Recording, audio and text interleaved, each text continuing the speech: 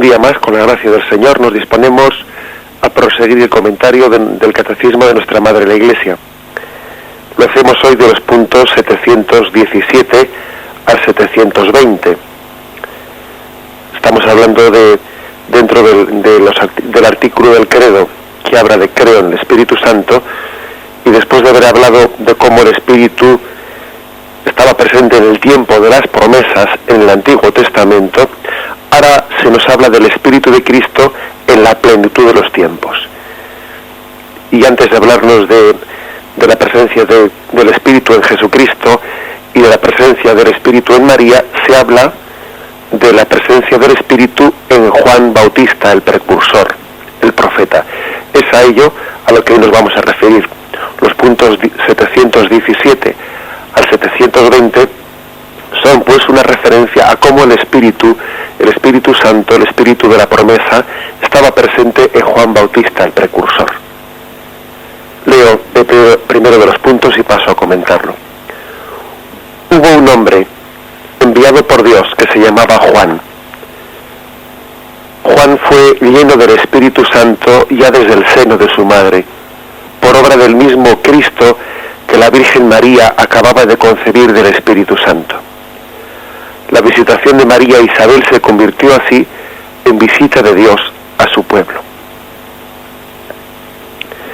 Bien, observemos que el Catecismo ha puesto la insistencia en esa cierta similitud, aunque hay unas esenciales diferencias, ¿no? Pero en esa cierta similitud en la que es concebido Juan el precursor y Jesucristo el Mesías esperado por las naciones.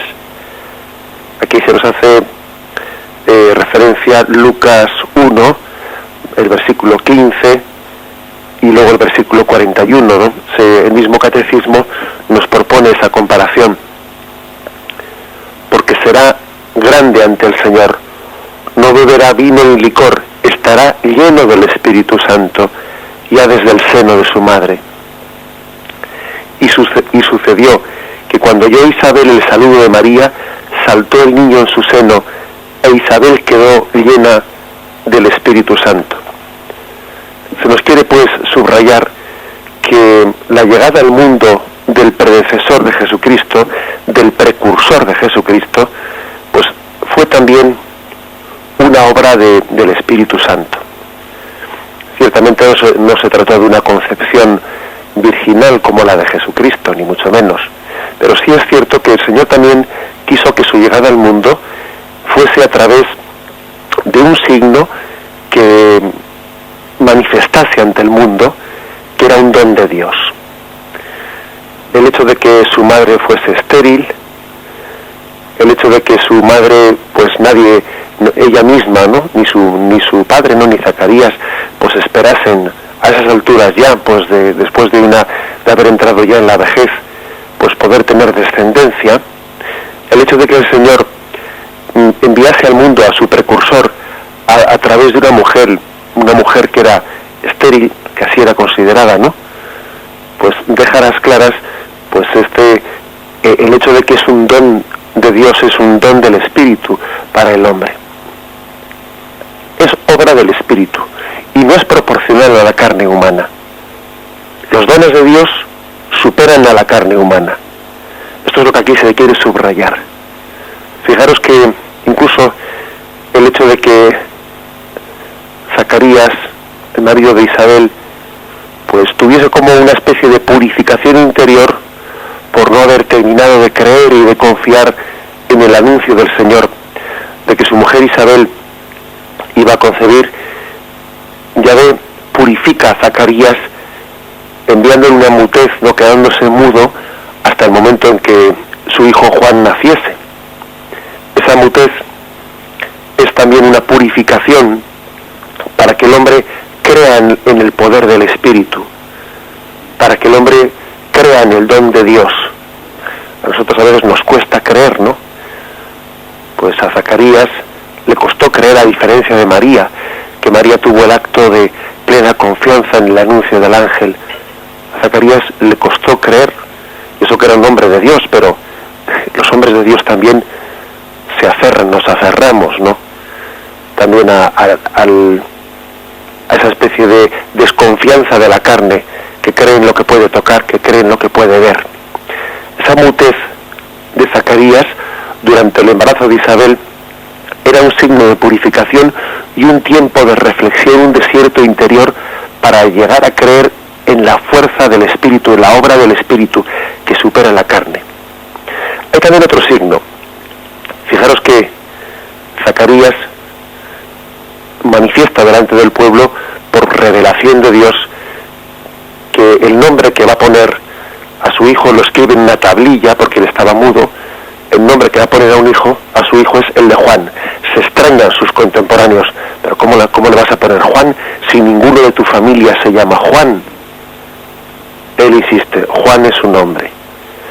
En el mundo judío, pues los nombres eran heredados de los padres. También en nosotros en parte ocurre eso, ¿verdad? Pero en nosotros no deja de ser una posibilidad. En aquel tiempo era, bueno, pues un uso totalmente generalizado. Se extrañan de que Zacarías recurra a un nombre que no formaba parte de ninguno de sus antepasados. Y aquí también hay un signo de Dios. El signo de Dios es el decir, mira, yo he traído a este mundo un profeta a través tuyo, pero no es tuyo, no es fruto de tu carne, sino que es un don de Dios, y por eso su nombre no viene de ti. Le pongo yo el nombre, subrayando con eso que es una iniciativa de Dios, es una vocación de Dios. De esta manera también se está purificando pues una concepción de lo que podría ser el hombre de Dios o el profeta o incluso el sacerdote, como si este fuese una especie de don transmitido por la carne, por una pertenencia a una tribu, sino que se está subrayando que es una elección de Dios. Fijaros que en el Antiguo Testamento, incluso la concepción del sacerdocio, pues parecía que era la pertenencia a una tribu, la tribu de Leví, que era la tribu sacerdotal. Y entonces el sacerdocio era más una cuestión de casta que se transmitía por herencia, más que una elección de Dios. Por eso Jesús es sacerdote según el rito de Melquisedec. Jesús no era de la tribu de Leví, no era de la tribu sacerdotal. Él es sacerdote según el rito de Melquisedec, porque Melquisedec fue aquel sacerdote que se topó con Abraham y nadie sabía la procedencia de Melquisedec. Su procedencia era misteriosa. Sin embargo, bendijo a Abraham. Luego, si le bendijo, era sacerdote. Y cuando se dice que Jesús era sacerdote según el rito de Melquisedec, se quiere subrayar con ello que era sacerdote no según la carne, no según la pertenencia a una casta, no según una herencia recibida desde la tradición humana, sino por elección gratuita de Dios, por elección amorosa de Dios. También por eso Juan Bautista es puesto como, o sea, Dios le sugiere, no le pide, le ordena a Zacarías que le ponga por nombre Juan, para testimoniar con ello que es una elección divina y libérrima, y que Juan supera la concepción, la elección de Juan como el precursor, supera las capacidades humanas. Es un don, una obra del Espíritu. Bien, esto de alguna manera nos recuerda pues que eso que rezamos en el tiempo de Adviento, en la preparación de la llegada del Mesías. Cielos, lloved vuestra justicia, ábrete tierra, haz germinar al Salvador. La salvación de Dios es en primer lugar un don gratuito que viene de los cielos. La salvación de Dios es primeramente descendente. Antes que ser ascendente, es descendente. Viene de Dios sin que nosotros pues podamos proporcionalmente pues tener derecho a tal cosa. Es una iniciativa del amor de Dios, aunque es cierto que tiene que ser acogida. Por eso, después de decir cielos, lloved vuestra justicia, luego dice ábrete tierra, haz germinar al Salvador. Ese don gratuito que es iniciativa de Dios, pues es verdad que tiene que ser acogido, tiene que ser acogido escogido nuestros corazones, tal y como Zacarías e Isabel hicieron, después de ser purificados por esa mutez, después de ser purificados para llegar a creer en la obra y en la fuerza del Espíritu. Fijaros que este primer punto del catecismo termina diciendo, ¿no? La visitación de María a Isabel se convirtió así en visita de Dios a su pueblo, y se hace referencia a Lucas 1, versículo 68. Zacarías, su padre, quedó lleno del Espíritu Santo y profetizó diciendo: bendito el Señor Dios de Israel, porque ha visitado y redimido a su pueblo. Hay por lo tanto una iluminación, ¿no?, del Espíritu para percibir cómo Dios está visitando a su pueblo en ese momento en el que María va a visitar a su prima Isabel, en esa proximidad que hay entre los dos vientres de las madres, entre María e Isabel, la proximidad entre Jesús y la proximidad de Juan, cuando Juan salta de gozo por la proximidad, ¿no?, del Redentor todavía en el seno de su madre. Hay una percepción en el Espíritu Santo, aunque todavía no sea visible, ¿no?, con los ojos de la carne.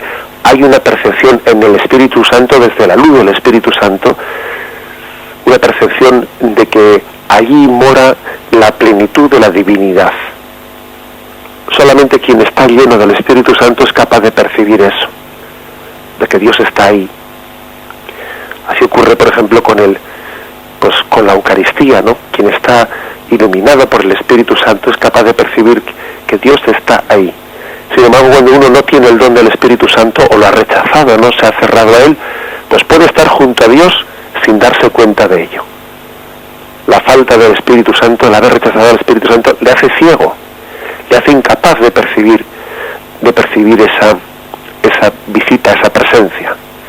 Sin embargo, desde la luz del Espíritu Santo, Isabel, Zacarías, se dan cuenta de que está teniendo lugar la primera procesión del Corpus, cuando María, teniendo a su hijo Jesús en su seno, va hasta Incarén a visitar a su prima Isabel. La luz del Espíritu Santo, la iluminación del Espíritu Santo, aunque los ojos de la carne todavía no lo perciban, les hace comprender que están ante esa primera visita, primera procesión del Corpus, nos atrevemos a decir, ¿no?, en el que Jesús, todavía oculto a los ojos de la carne, la plenitud de la divinidad está presente en él, va a visitar al pueblo de Israel, va a visitar al pueblo judío. Es el don del Espíritu el que lo ha realizado, y es el don del Espíritu el que permite percibirlo a los ojos de la fe. Vamos a meditarlo, sí, el punto 718 del Catecismo. Juan es Elías que debe venir. El fuego del Espíritu lo habita y le hace correr delante como precursor del Señor que viene. En Juan, el precursor, el Espíritu Santo culmina la obra de preparar al Señor un pueblo bien dispuesto. En un punto breve, pero que hace mención a una tradición pues que provenía del Antiguo Testamento, que necesita su explicación. Dice aquí: Juan es Elías que debe de venir, y cita Mateo 17, versículo del 10 al 13, donde dice: sus discípulos le preguntaron: ¿por qué pues dicen los escribas que Elías debe venir primero?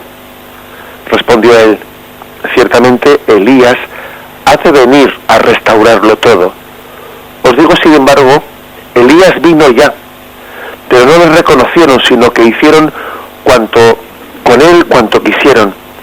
Así también el Hijo del Hombre tendrá que padecer de parte de ellos. Entonces los discípulos comprendieron que se refería a Juan el Bautista. Es decir, que existía una tradición proveniente desde el Antiguo Testamento que hablaba del retorno de Elías. Elías fue el gran profeta del Antiguo Testamento, el profeta que Dios puso a prueba para demostrar que quien confiaba, ¿no?, que aquel que confiaba en Yahvé sería capaz de llevar adelante su obra pues contra todos los profetas de Baal, y de instaurar la verdadera fe del pueblo de Israel. Y había una profecía que decía que Elías retornaría. La verdad es que tiene su importancia hoy en día explicar bien esto, porque es frecuente entre nosotros que dentro de de esta especie de lío, ¿no?, de cacao mental, si se me permite la expresión, que existe en nuestros días, con una mezcla a veces de un sincretismo, de mezcla de cuestiones, a veces algunos que creen en la reencarnación, que es totalmente contraria, ¿no?, pues a toda la visión bíblica, pretenden en esto pues hacer ver como que aquí hay una especie de visión de la reencarnación, porque dice que Elías tendría que retornar, y entonces el espíritu de Elías se reencarnó en Eliseo, y entonces pues también aquí se está diciendo que se reencarnó también en Juan Bautista. Fijaros bien que cuando se lee la Sagrada Escritura fuera de la tradición de la Sagrada Escritura, pues entonces se puede hacer de ella pues un cajón desastre, deformándola en su más profundo sentido. Hoy en día, desgraciadamente, encontramos a personas que quieren hablar aquí como una especie de reencarnación. Vamos, por lo tanto, a entender bien este texto, qué significaba todo esto del retorno de Elías y cómo Jesús dice que Elías ya ha retornado en Juan Bautista. Vamos a leer primeramente el texto del segundo libro de Reyes, capítulo 2, versículo del 1 al 18. Es la ascensión de Elías. Esto pasó cuando Yahvé arrebató a Elías en el torbellino al cielo. Elías y Eliseo partieron de Gilgal. Dijo Elías a Eliseo: quédate aquí, porque Yahvé me envía a Betel. Eliseo dijo: vive Yahvé, y vive tu alma, que no te dejaré. Y bajaron a Betel. Salió la comunidad de los profetas que había en Betel al encuentro de Eliseo, y le dijeron: ¿no sabes que Yahvé arrebatará hoy a tu Señor por encima de tu cabeza? Respondió: también yo lo sé, callad. Elías dijo a Eliseo: quédate aquí, porque Yahvé me envía a Jericó. Pero él respondió: vive Yahvé y vive tu alma, que no te dejaré. Y siguieron hacia Jericó y le dijeron: ¿no sabes que Yahvé arrebatará hoy a tu Señor por encima de tu cabeza? Respondió: también yo lo sé, callad. Le dijo Elías: quédate aquí, porque Yahvé me envía al Jordán. Respondió: vive Yahvé y vive tu alma, que no te dejaré. Y fueron los dos. 50 hombres de la comunidad de los profetas vinieron y se quedaron enfrente a cierta distancia. Ellos dos se detuvieron junto al Jordán.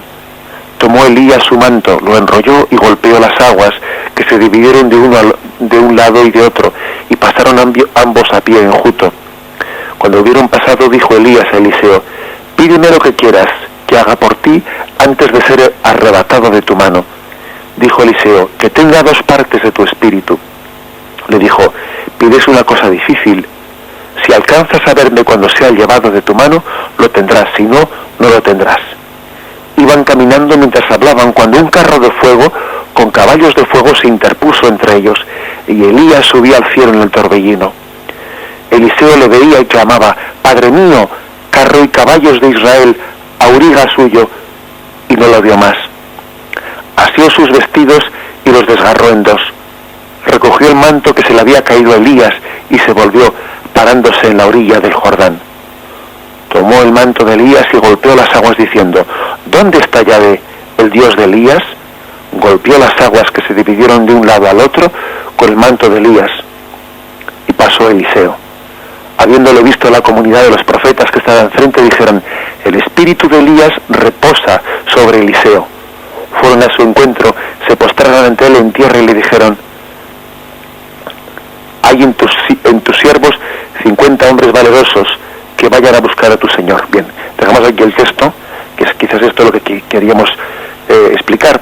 Por lo tanto, aquí, para entender a qué se refiere este texto, cuando Jesús dice que Elías ha venido ya en Juan Bautista, quizás aquí el versículo importante es esa especie de promesa, o sea, esa petición que hace Eliseo de que los 2 tercios del espíritu de Elías se posen sobre él.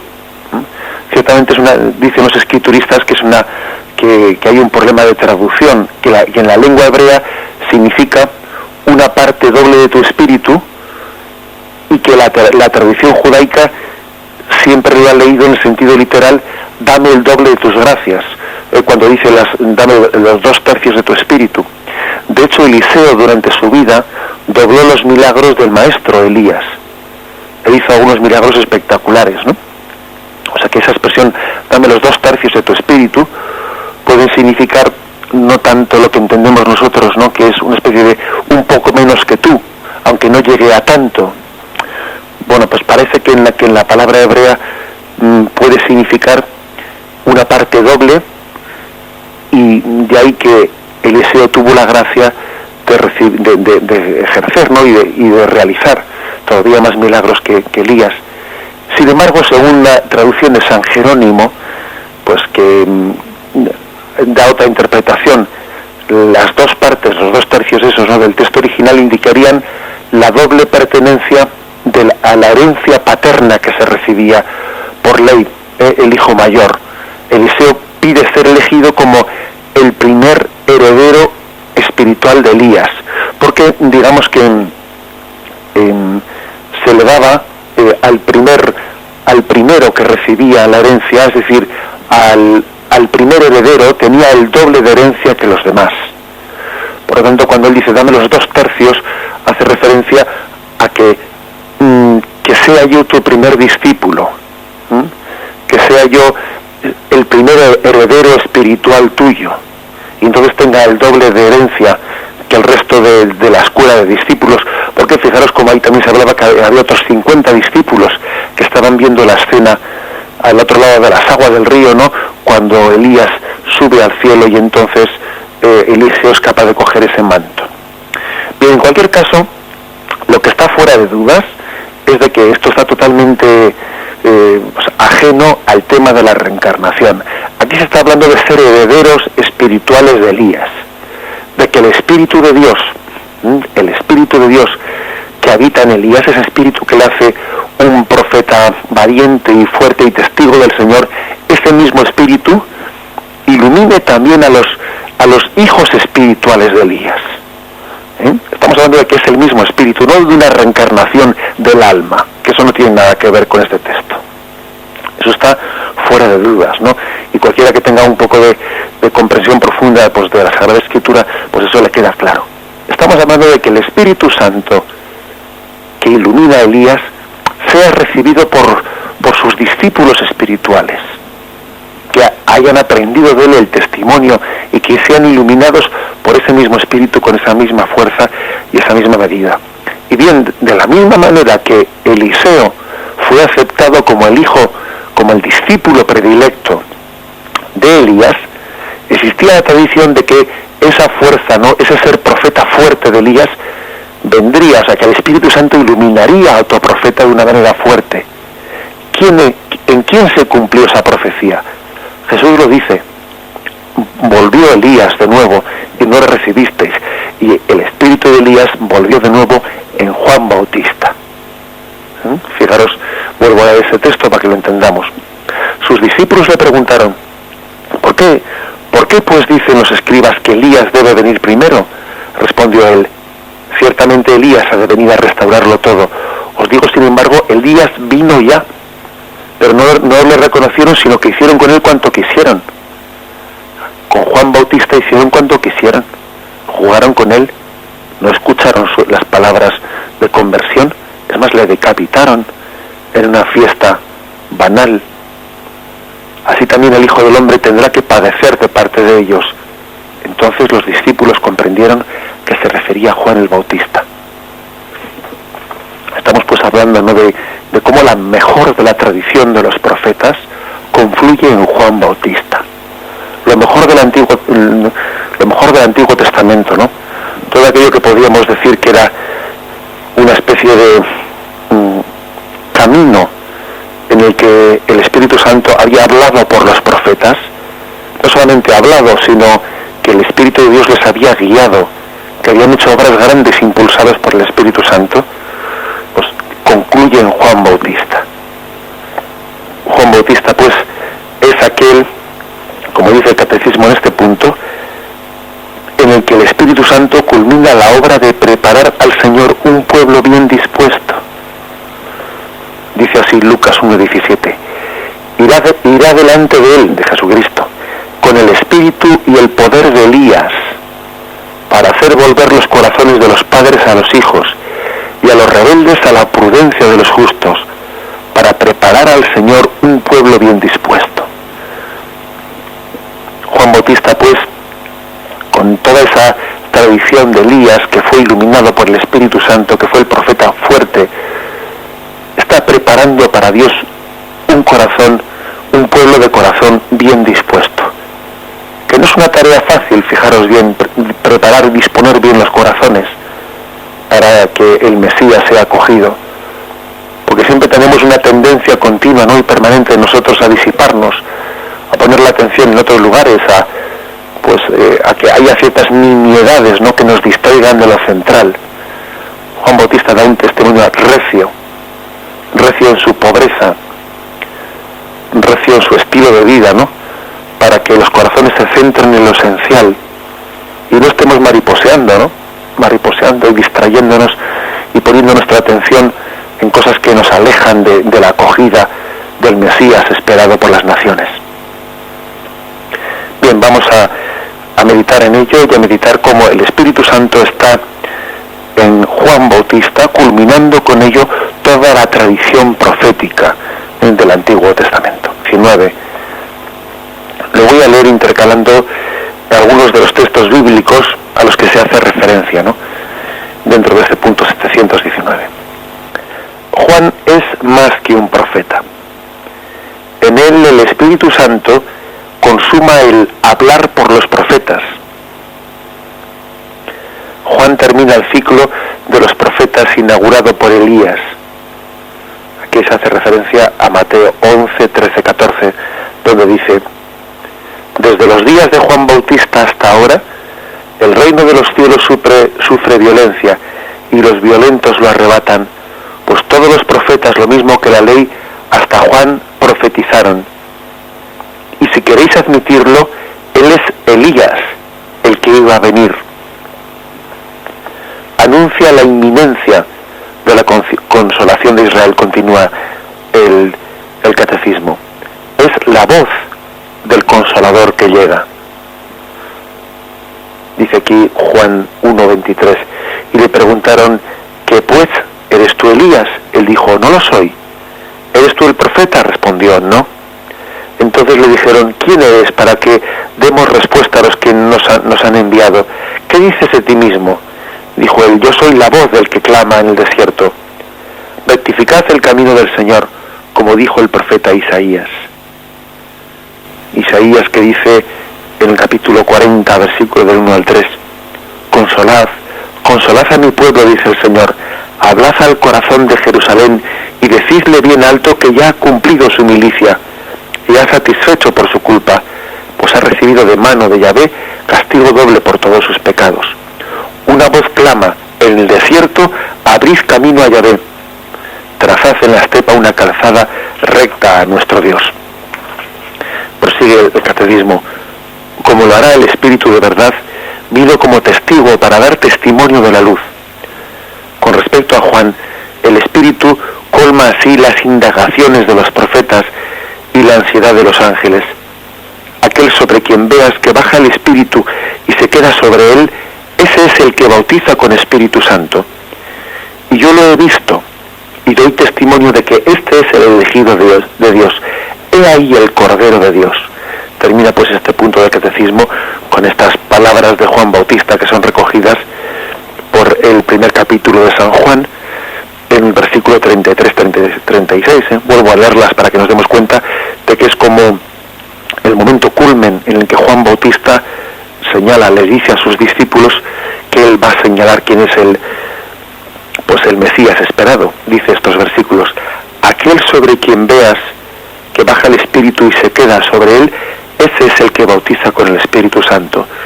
Y yo lo he visto y doy testimonio de que este es el elegido de Dios. He ahí el Cordero de Dios. Bien, por lo tanto, podemos decir que Juan Bautista es el culmen del profetismo del Antiguo Testamento. En él se consuma, dice el catecismo, el hablar por los profetas. Fijaos cómo en nuestro credo decimos: y habló por los profetas.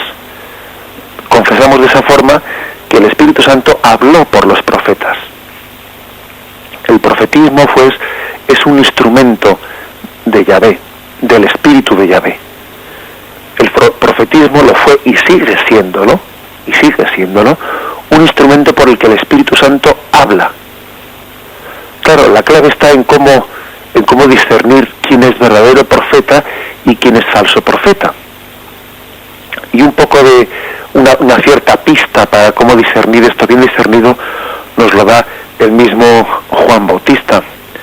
Solamente el que está lleno del Espíritu Santo es capaz de señalar con su dedo al que está lleno del Espíritu Santo. Por eso Juan Bautista, que estaba lleno del Espíritu Santo, señaló en el río Jordán: este es el Cordero de Dios, aquel sobre el que el Espíritu descienda. El que no está lleno del Espíritu no es capaz de señalar al Espíritu de Dios descendido en nuestro mundo, ¿no? Y presente en nuestro mundo. Pero es una de las tareas que tiene que ejercer la Iglesia hoy en día, porque el Espíritu está presente en la Iglesia, el Espíritu Santo inhabita en esta Iglesia. Una de las tareas que tiene la Iglesia es la de discernir dónde está el Espíritu Santo en los profetas, quién es verdadero profeta y quién es falso profeta. La Iglesia tiene una tarea de discernimiento para saber dónde está el Espíritu del Señor y dónde no está. Igual que Juan Bautista también le tocó señalar con su dedo: ese es el Cordero de Dios, el que esperabais, en él se ha posado el Espíritu de Dios. Dice una cosa hermosa, ¿no? Este texto, que es la voz que él ha venido a dar, que él no es la palabra, sino que es la voz. Eso es una cosa que el mismo San Agustín desarrolla en uno de sus sermones. Yo soy la voz del que grita en el desierto, dice San Agustín. Juan era la voz, pero el Señor era la palabra que en el principio ya existía. Juan era una voz pasajera, Cristo la palabra eterna desde el principio. Y aquí un elemento de cómo se discierne un verdadero profeta. El verdadero profeta es aquel que busca ser voz, pero no palabra. Aquel que busca prestarle su voz a Jesucristo. Pero él no interfiere con sus palabras, él no interfiere con sus ideologías personales al mensaje de Jesucristo. Los falsos profetas, los que podríamos llamar líderes carismáticos de sectas, pero que no son verdaderos profetas de Dios, lo que hacen es confundir la voz con la palabra y hacen que su voz se constituya en palabra, y no predican palabra de Dios, sino predican su propia ideología, y no se basan en la Sagrada Escritura y en el magisterio de la Iglesia, sino que de alguna manera aprovechan esa especie de hálito que les da el aparentar ser un profeta de Dios para introducir sus ideologías. El falso profeta es el que confunde la voz con la palabra y abusa del pueblo de Dios que acude a él como si de un verdadero profeta se tratase, para introducir su propia palabra y mezclarla con la palabra en mayúsculas, que es la palabra de Dios.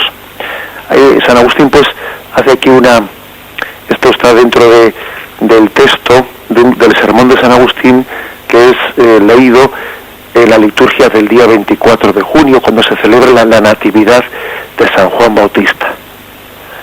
Con mucha claridad y con un acierto tremendo, ¿no? Pues aquí recuerda San Agustín como Juan Bautista era la voz, pero el Señor solamente, Jesús solamente era la palabra, y la palabra utiliza la voz para hacerse escuchar. Y por eso, una vez que la voz ya ha ejercido su quehacer, desaparece, y conviene que él disminuya para que la palabra tome el puesto central. Lo propio del verdadero profeta es desaparecer en la medida en que su quehacer ya ha tenido lugar. Juan Bautista señala a Jesucristo y él desaparece en medio. Es un signo de ser un verdadero profeta. El verdadero profeta es el que se oculta a los ojos del mundo. Sin embargo, el falso profeta es aquel en el que de una manera pues más o menos solapada o disimulada, ¿no?, pero acaba buscando un protagonismo, una centralidad. No sabe desaparecer, no sabe dar a Jesucristo la centralidad. está como pidiendo para él pues un protagonismo como cual si fuese la palabra cuando solo es la voz. Juan Bautista es la voz, pues es el altavoz del cual se sirve Jesucristo, palabra eterna para hacerse oír. Y así también esta iluminación hoy en día nos sirve para entender cómo pues esa vocación de Dios continúa entre nosotros. Vocación a ser la voz de Cristo. Ese es el verdadero profetismo que todos tenemos que pedir a Dios. No olvidemos que por el bautismo tenemos también esa vocación profética todos nosotros. Estamos llamados a ser la voz de Cristo, por la que el Señor hable a los demás. Y tenemos que pedir mucho al Espíritu Santo la docilidad para que nuestra voz no distorsione la palabra, no la distorsione, no le haga decir menos de lo que dice, ni pretenda añadir cosas que la palabra no dice. Ser la voz fiel que proclama la palabra. Y bien, nos falta un punto, aunque breve, que es el punto 720. Con él concluimos esta explicación de hoy en torno a cómo el Espíritu del Señor estuvo en Juan Bautista, el precursor, el profeta, el bautista. Dice el punto 720. En fin, con Juan Bautista, el Espíritu Santo inaugura, prefigurándolo, lo que realizará con Cristo y en Cristo. Volver a dar al hombre la semejanza divina. El bautismo de Juan era para el arrepentimiento. El del agua y del Espíritu será un nuevo nacimiento. Y hace referencia a San Juan, capítulo 3, versículo 5. Respondió Jesús: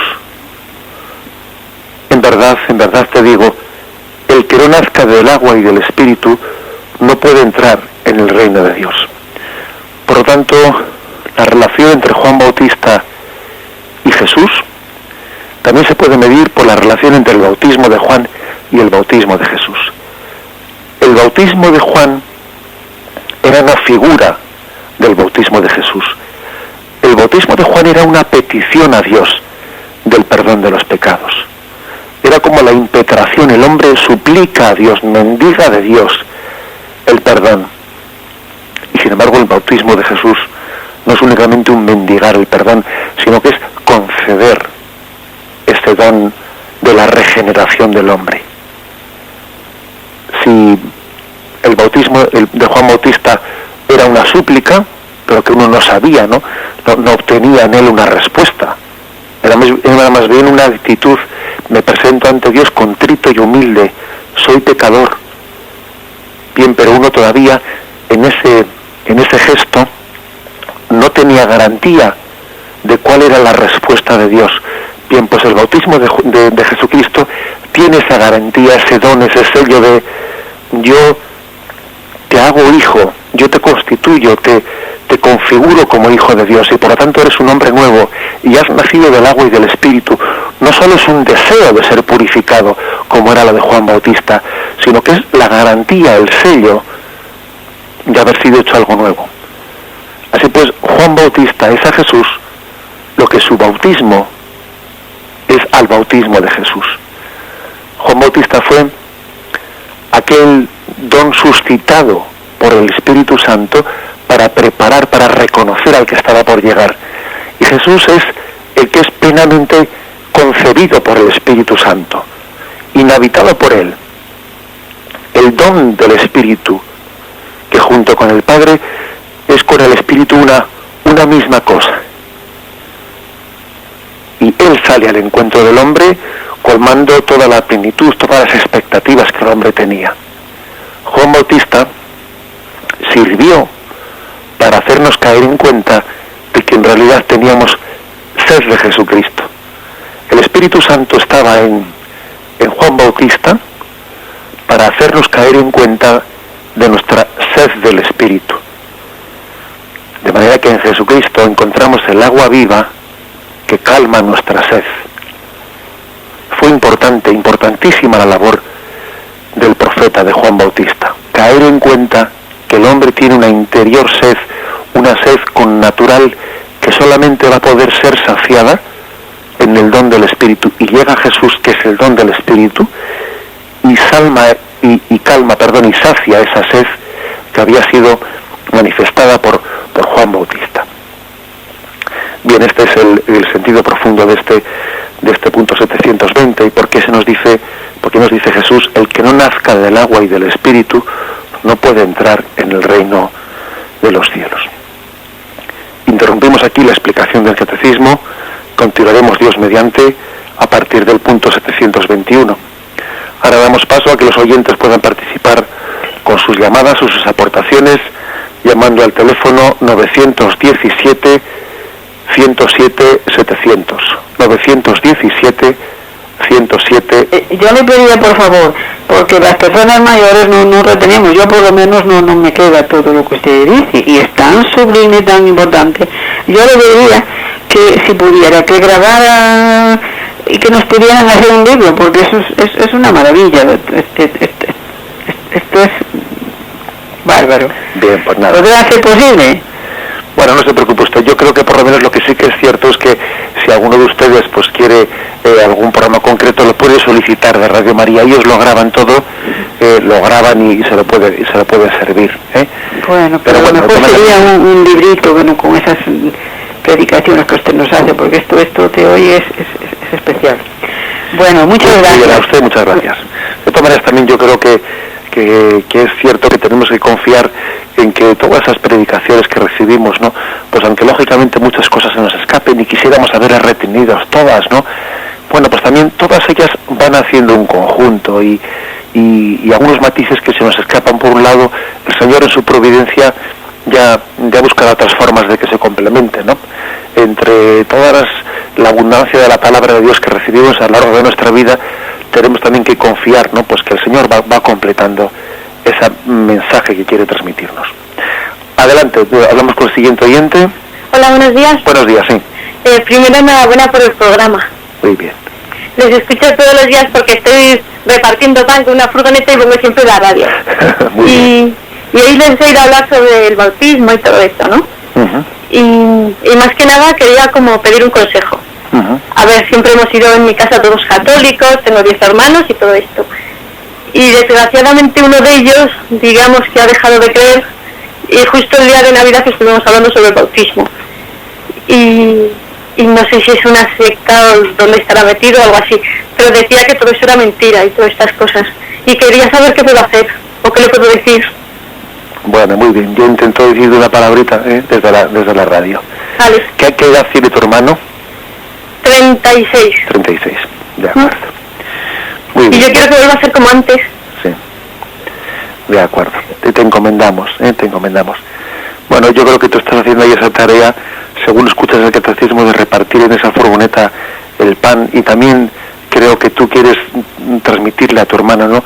Pues el pan de la fe, el alimento del alma, ¿no? Yo estoy convencido de que tu mero deseo, ¿sabes?, pues no va a ser infructuoso. O sea, ten confianza que en ese pan que estás pues trabajando por distribuir, no hay más que un símbolo, una imagen del pan de la palabra, con el que quieres también alimentar correctamente a tu hermano. Yo creo que debes de tener paciencia y perseverancia ante tu hermano. Paciencia y perseverancia. Es posible que él pues haya caído en malos ambientes, o que tenga en su entorno, en su derredor, pues unos malos consejeros, pero yo creo que el mejor antídoto frente a esas malas influencias que pueda tener, pues está sin duda alguna en una familia de 10 hermanos, como sois vosotros, que acabas de decir, ¿no? A mí me parece que la piña que vais a formar entre una familia de 10 hermanos va a ser capaz de contrarrestar cualquier secta y cualquier influjo maligno que pueda tener tu hermano en este momento.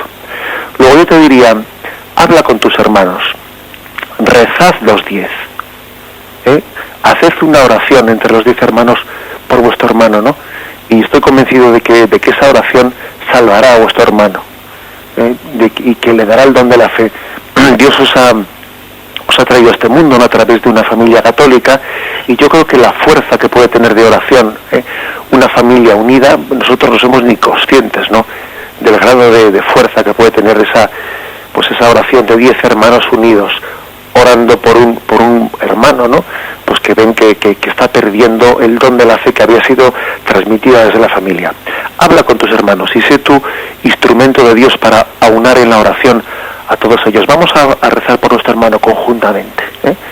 Adelante, hace esa labor y estoy convencido que Dios os iluminará con paciencia, no sin agobiarle a vuestro hermano, pero sí dándole un testimonio unánime y concorde, en un solo corazón, en un solo espíritu. Adelante, hablamos con el siguiente oyente. Buenos días. Buenos días, sí. Soy Fernando de Alicante. Buenos días, Fernando. Lo primero, felicitarle por su programa, porque he llamado pocas veces a su programa. Y luego preguntarle si San Juan Bautista me oye. Sí, lo escucho perfectamente. Al estar tan lleno del Espíritu Santo, ¿eso a él le producía entenderse mejor con la gente normal o al revés la entendía menos? Ya, una buena pregunta, sí. De acuerdo, que te respondo por la radio, ¿eh? Pues mira, yo creo que el estar lleno del Espíritu Santo, cuando es el verdadero Espíritu del Señor, eso no nos aleja de la gente. A veces tenemos un concepto de lo que es la mística, pues falso, ¿no? En la medida en que parece que ser santo o ser místico es ser un raro que a uno le aleja de la capacidad de contacto con el mundo. No, el Espíritu viene en socorro de nuestra debilidad.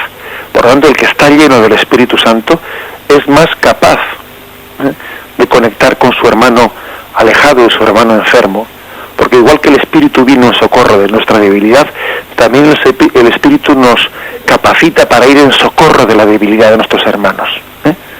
Creo que esa es la respuesta adecuada. Adelante, damos paso al siguiente oyente.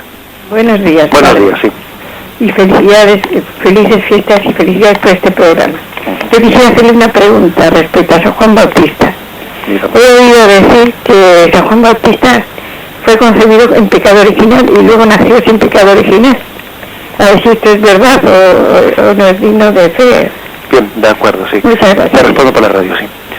Bueno, la verdad es que lo que esta oyente hace referencia, pues es a no es una cuestión de fe, no es algo afirmado por la Iglesia Católica en su fe, pero sí que es cierto que forma parte de alguna de las tradiciones teológicas, ¿eh? En el sentido de que así como pues la Virgen María fue preservada del pecado original, pues que Juan Bautista pudo ser limpiado en el seno de su madre, precisamente en esa visita a Incarén, en esa visita cuando él saltó de gozo en el vientre de su madre, que pudo ser limpiado del pecado original ya en el seno de su madre. Es lo que podríamos llamar pues una interpretación teológica, pero que no está afirmada por la Iglesia como una materia de fe. Por lo tanto, pues podemos creerlo, o sea, es legítimo que lo creamos, pero no sería legítimo que lo predicásemos como algo de fe para el resto de nuestros hermanos, ¿eh?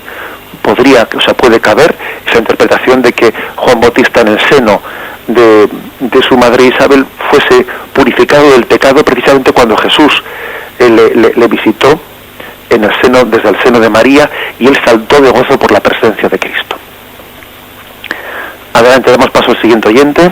Ay, tengo tantas cosas que quisiera decir y aprovechar este momentito que tenemos por esta Radio María. Quiero decir a todos que eso que usted nos explica hoy en nuestra iglesia se siente, se cumple.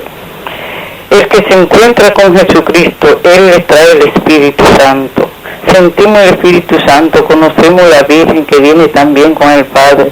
Y cuando se alejan de nosotros, nos dejan nuestro ángel para cuidarnos aquí en la tierra. Nuestra iglesia es una gran verdad.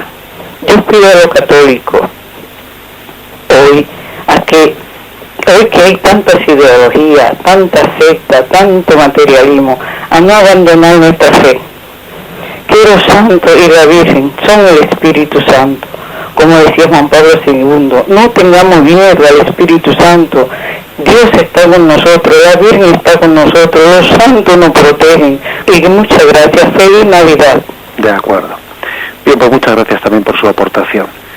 Ciertamente es una ocasión de dar gloria y dar gracias a Dios porque ciertamente en los profetas estamos todos se nos está recordando una vocación que todos nosotros tenemos, ¿no? Profética dentro de la Iglesia, como decía esta oyente. Tenemos una vocación profética que no tenemos que olvidar, que forma parte de, bueno, pues de eso que hemos recibido por el bautismo, a ser testigos de Cristo, a ser la voz, que no la palabra es Cristo, a prestarle nuestra voz a Cristo, a ser testigos suyos, a desaparecer nosotros para que Cristo aparezca, a ser muy humildes para que sea Cristo que se manifieste, a dar gloria a Dios y no a darnos gloria a nosotros mismos, a remitir a Cristo toda gloria. Esa es la vocación del profeta, y vamos a concluir, ¿no?, pues con esta especie de pequeña recapitulación de lo que es la vocación profética que Juan Bautista nos testimonia. Damos gracias pues por haber podido tener un día más de comentario del Catecismo de nuestra Madre, la Iglesia. Continuaremos, Dios mediante, con la gracia del Señor. Alabado sea Jesucristo.